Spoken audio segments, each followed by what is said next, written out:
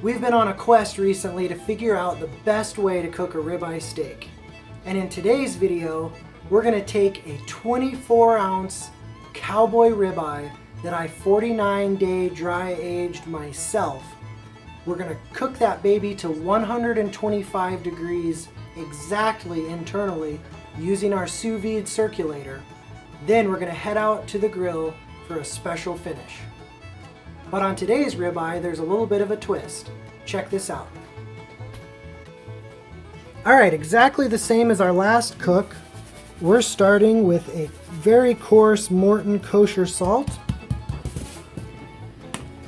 Then we're coming back with some restaurant style black pepper.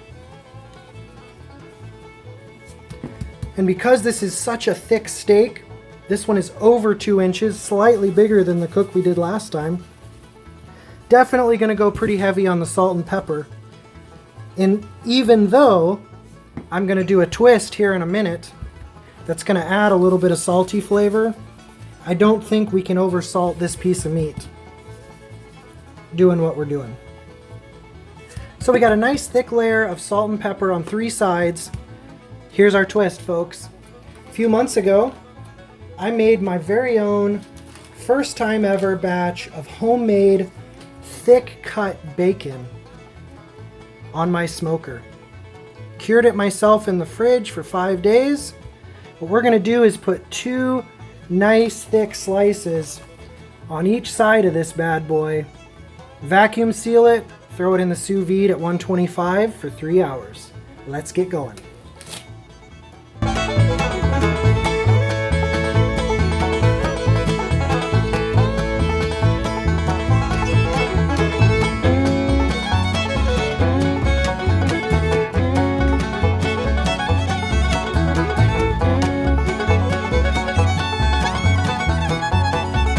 Ready for this?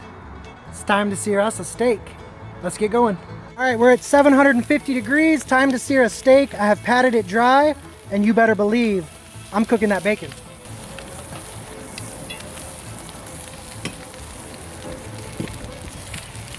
All right, here we go, y'all. 60 seconds max. Put some heavy weight on it to get as good a sear as we possibly can. Now don't y'all worry about this awesome looking steak back here. That's for another video. I hope you'll watch it. 750 degree griddle, boys and girls. Don't take long to crisp up your bacon under those circumstances. And this is thick, thick bacon. 20 minutes in the skillet wouldn't crisp it up like this for us. Oh baby. Bubbling. Let's get her on a dry spot. 60 more seconds.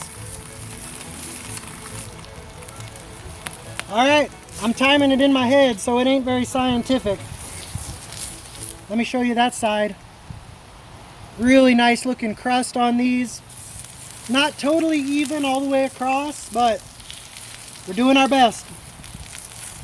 This is as close as you're going to get because this steel plate is perfectly flat, no dimples. It's not bumpy like some cast iron. Wow, that bacon is caramelizing, crisping for us.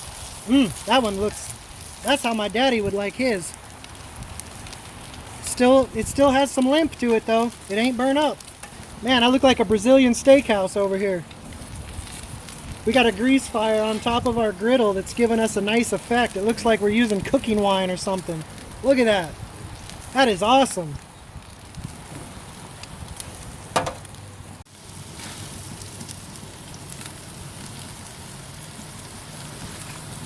Alright y'all, it's time to taste this bad boy.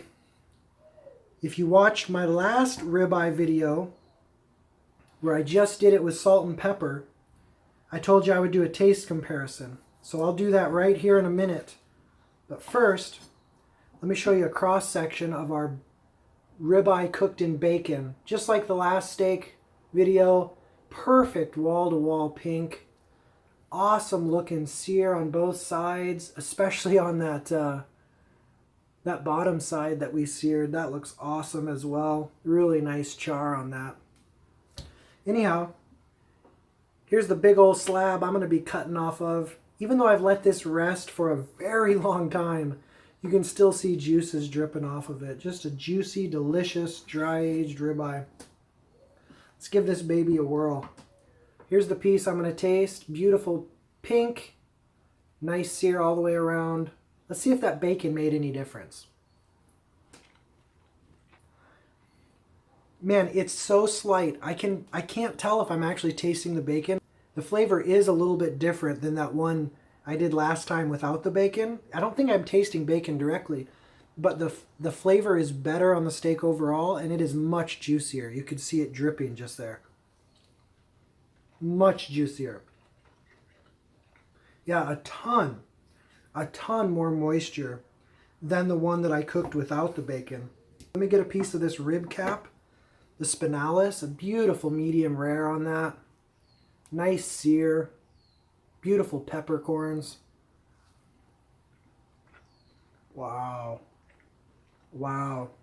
I am getting just ever so slightest hint of bacon, but the biggest difference is not flavor bacon-wise. It's just the juiciness, the overall quality of the steak.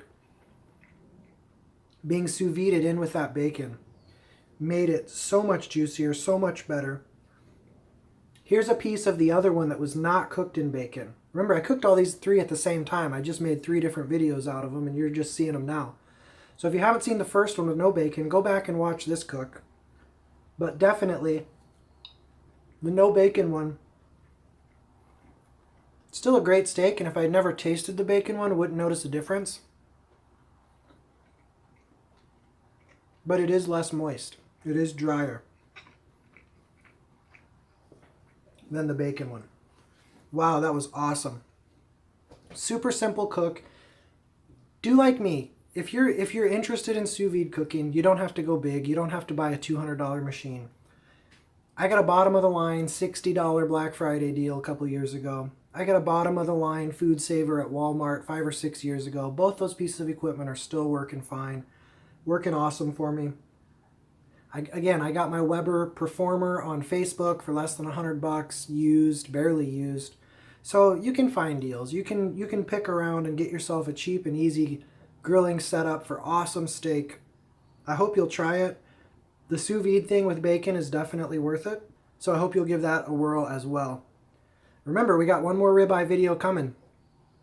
The ribeye in which I did not sous vide it. I put a raw 24-ounce dry-aged ribeye directly on that 750-degree griddle and seared that baby and then finished it on the indirect side while I was working on these 2 steaks in the same cook. So I hope you enjoyed this video at Texas 2.5. I hope you'll come back and see us again. Hit that subscribe button. Help us get to 100,000 subscribers by June 15, 2020, our 2nd channel anniversary, and we'll give away a brand new $3,000 Lone Star GRILLZ smoker package with the off-road kit. Check it out. We'll see you next time on Texas 2.5. Smoke on, y'all.